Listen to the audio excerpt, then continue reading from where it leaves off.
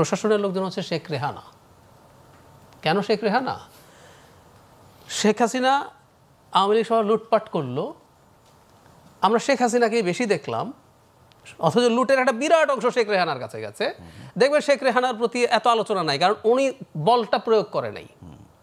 তো আমাদের শেখ হাসিনা হয়ে গেছে পুলিশ, কারণ পুলিশ তো আমাদেরকে গুলি করেছে, ফলে পুলিশকে আমরা চিনি, পুলিশকে ধরতে গেছি, পুলিশকে মারতে গেছি, পুলিশের প্রচুর চাকরিচ্যুতি হয়েছে, কারণ পুলিশকে আমরা চিনি।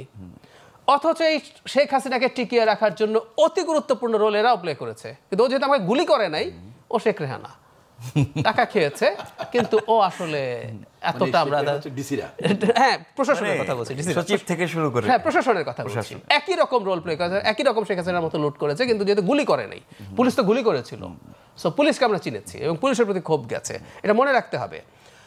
এই সরকার আসার পর প্রথম প্রধান একটা কাজ ছিল না এরকম যে আপনি যত সচিব আছে চোখ বন্ধ করে সবাইকে চাকরি থেকে বরখাস্ত করে দেবেন।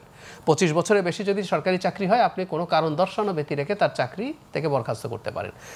শেখ হাসিনার সময়ে একজন সচিবও কি হয়েছে যার ডিএনএ টেস্ট করা হয়নি?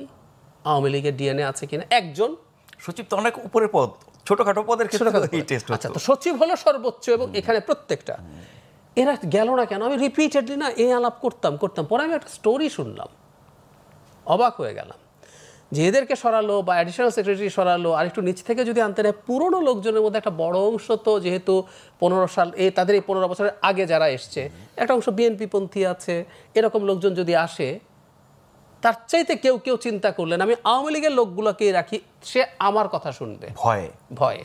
আমি কে? আমি হচ্ছে ছাত্ররা, যারা ফর্মালি কয়েকজন ক্ষমতায়, কয়েকজন ফর্মালি ইয়েতে আছে, ইনফর্মালিও আছে, তারা এই ডিলটা করলেন এবং এই প্রশ্রয়গুলো দেওয়া শুরু করলো।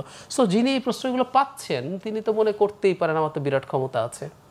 আপনি সংস্কার কমিশনের কথা বললেন, সংস্কার কমিশনের বেসিক কয়েকটা তথ্য মাঠে আসার পর সার্ভিং আমলারা কি করেছিল মনে আছে না?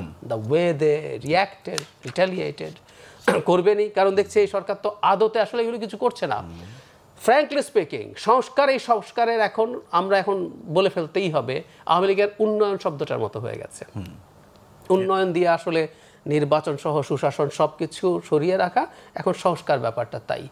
সংস্কার আসলে সরকারের কোনো রকম কোনো উদ্দেশ্য আন্তরিকতা আছে বলে মনে করি না।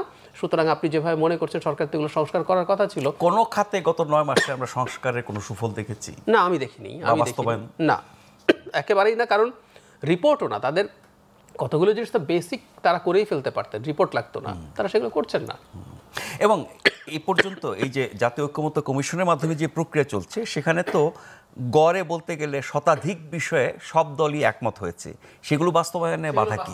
অনেক আগে শুরু করে ফেলা দরকার ছিল। এই জন্য আমরা সময়ক্ষেপণের কথা কেন বলছি, সব হবে একটা জুলাই চার্টার লিখবেন, আচ্ছা জুলাই চার্টার এগুলো পরেই ইনক্লুড করেন, কিন্তু এগুলো তো বহু আগে আপনি কাজ শুরু করে ফেলতে পারতেন, করে সেগুলো শেষ করে ফেলতে পারতেন। এগুলি তো সন্দেহের উদ্রেক করে।